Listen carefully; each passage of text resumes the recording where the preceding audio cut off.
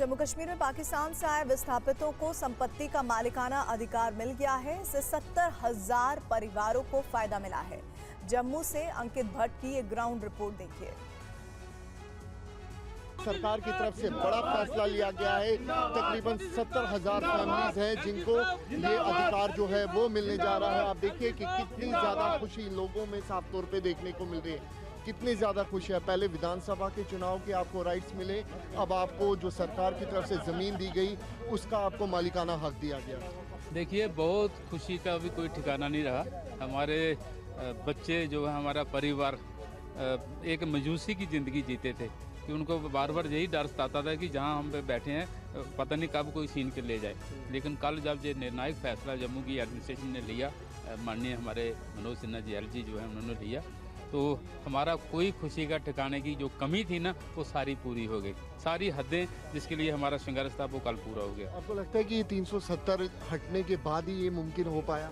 बिल्कुल, 370 और 35A दोनों को हटने के बाद ये मुमकिन हो पाया। इससे पहले तो कुछ भी थी नहीं, 70 साल पहले कुछ भी नहीं था। 370 को उन्होंने लगा रखा था, एक ऐसा एक बैरियर बना रखा था, उसके आगे जा ही नहीं सकते थे। और आपको बता दें, मध्य प्रदेश सरकार ने गायों पर बजट में अब 3 गुना तक बढ़ोतरी की है, लेकिन राजधानी भोपाल में गायों की हालत बेहद खराब है। देखिए TV9 की ये खास रिपोर्ट। ये तस्वीरें हैं भोपाल के आश्रय स्थल की, जहां दर्जनों गायों की हालत बेहद खराब है। कुछ गायों की तो सिर्फ सांसें ही चल रही हैं। TV9 की टीम मौके पर पहुंची तो देखा कि गायों की स्थिति बेहद दयनीय है। क्या उचित सुविधाएं या दवाइयां या इलाज हमारे पास उपलब्ध नहीं है? उचित दवाइयों के अगर नाम हैं तो ज़्यादा तो दवाइयाँ उपलब्ध नहीं हैं। सरकार से यही अपील है कि ज़्यादा से ज़्यादा दवाइयाँ मुहैया कराएं।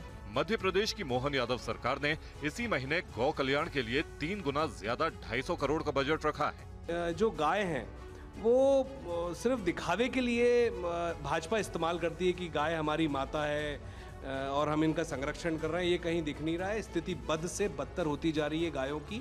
बीजेपी कह रही है कि हमारी सरकार गौ सेवा में जुटी हुई है। कांग्रेस के जमाने में इनकी चरनोई की भूमि हरने का काम किया, गौशालाओं को दुर्लक्ष करने का काम किया, और लगातार अब भाजपा की सरकार से गौ सेवा में जुटी हुई है। मध्य प्रदेश सरकार ने 56 मदरसों की मान्यता रद्द कर दी है। इन मदरसों पर फर्जीवाड़े का आरोप है। मध्य प्रदेश के मदरसों पर सरकार की नजर है। सरकार उन मदरसों पर ताला लगाने में जुटी है जो फर्जी तरीके से चलाए जा रहे हैं। वो मदरसे जो सिर्फ नाम के लिए चलाए जा रहे हैं और जिनमें वित्तीय अनियमितता की बात सामने आ रही है, सरकार उस पर कार्रवाई कर रही है। सरकार ने जांच के बाद 56 मदरसों की मान्यता रद्द कर दी है।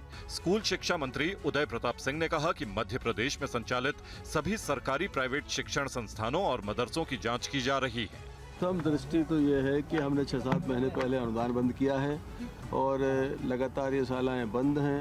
वहाँ पर भौतिक सत्यापन में नीचे इस तरह की कोई शाला संचालित नहीं मिली, इसलिए इसको बंद करने का एक सवाल और है। कई कारण हैं ऐसे जिनके कारण जांच चालू हुई है। मुझे लगता है वो जब चीज़ें जब पूरी निकल के आएंगी तब हम डिस्कस पर पहुँचे किस तरह की कार्रवाई। बताया जा रहा है कि श्योपुर जिले में 80 से ज्यादा मदरसे संचालित हो रहे हैं, जिनमें 50 से अधिक मदरसों में किसी तरह की कोई शैक्षणिक गतिविधियां नहीं हो रही हैं। ऐसे मदरसों पर सरकार ने कार्रवाई की है। इस वक्त की अहम खबर यह है कि जीएसटी पर वित्त मंत्री निर्मला सीतारमण को नितिन गडकरी ने चिट्ठी लिखी है और जीवन बीमा से 18% जीएसटी हटाने की मांग की है। गडकरी ने अपील की है कि इस मामले में संज्ञान लेना चाहिए और जीएसटी से राहत मिलनी जरूरी है। नागपुर से बीमा कंपनियों के संगठन ने टैक्स हटाने की मांग की थी, जिसको लेकर ये चिट्ठी उन्होंने देश की वित्त मंत्री निर्मला सीतारमण को लिखी है।